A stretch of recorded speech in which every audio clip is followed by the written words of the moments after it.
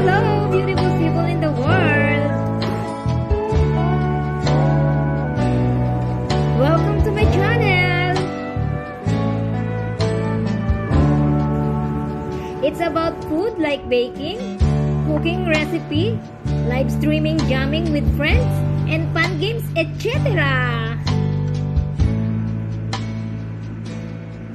Please like, share, and subscribe Laxmi Channel.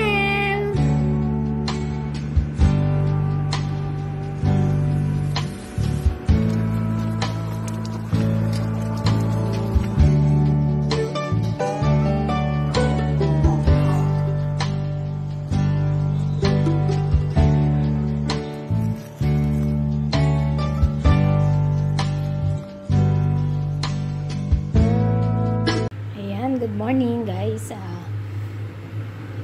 For this video guys, itong pinapakulo ko ay isang buong manok na hinati ko sa kalahati. Pinakulong ko siya sa may mga cinnamon roll. Ayun na nga, and meron tayo dito. Nag-slice ako ng tomato, onion, and green pepper. Tapos nilagyan ko yan ng mga baharat, mga pampalasa guys, and konting cooking oil, and then meron tayo dito sauce para yan sa ating chicken. Pag inahon na natin yung ating chicken, ipapahid natin yan sa ating chicken at ilalagay natin yon sa oven. And of course, ang ating rice. So ang rice naman ay lulutuin natin yan dito sa ating pinagpakuluan ng chicken. And then, kapag maiiga na siya guys, lalagay natin ito. And then, yung ating inoven na chicken sa ibabaw at papausukan natin yan. So guys, ang tawag sa lulutuin ko na to ay mandi. Masarap po ang mandi guys. Pag natikman nyo ang mandi, sigurado kung ulit-ulitin nyo at magugustuhan ninyo ang rice chicken mandi. So, ayan. See you later.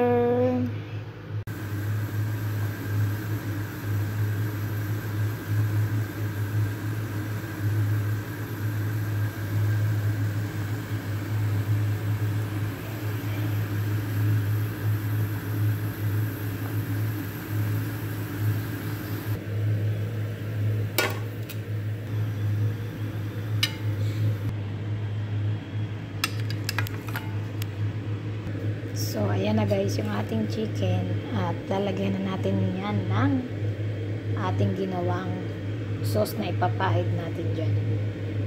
So, ayan. Ibuhos na natin ito.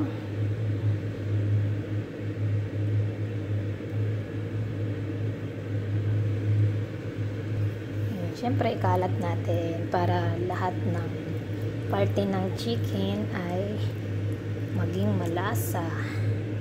Alright.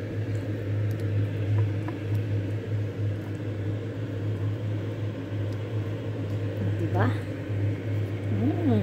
Yummy, yummy. Ayan, nagugutom na ba kayo guys? Ayan. Tahitan natin lahat ng party guys. Ayan. Tapos ng part niya para yung lasa ay talagang swak na swak. So, syempre, i-open na natin ng oven at ilagay natin ang ating chicken dyan sa loob. Ayan.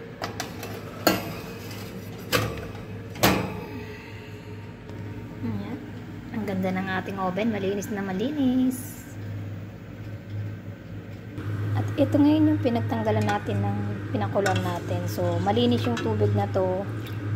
Tanggalin natin to at para hindi na siya makaabala mamaya, itatapon na natin to guys. So ayan, malinis na siya guys. Lalagay natin ngayon dyan yung ating rice. Ayan, syempre tinapon ko na yung tubig niya para ilalagay ko na siya dito.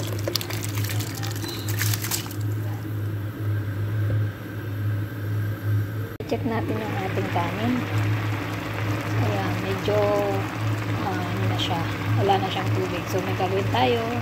So, hintayin natin medyo maluto yung kanin bago natin ilagay yung ating kamatis at sibuyas at green pepper. Ito, yan. Ilalagay natin mamaya. So guys, ilagay na natin ito para kumapit yung lasa sa ating kanin.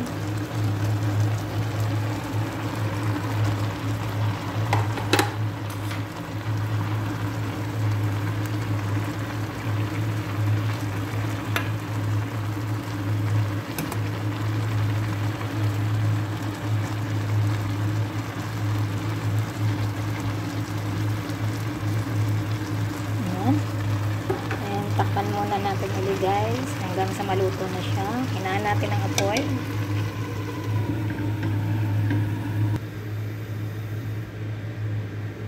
Yan. Yan na. Inahon ko na siya sa oven. Kung naririnig nyo, tumutunog-tunog pa.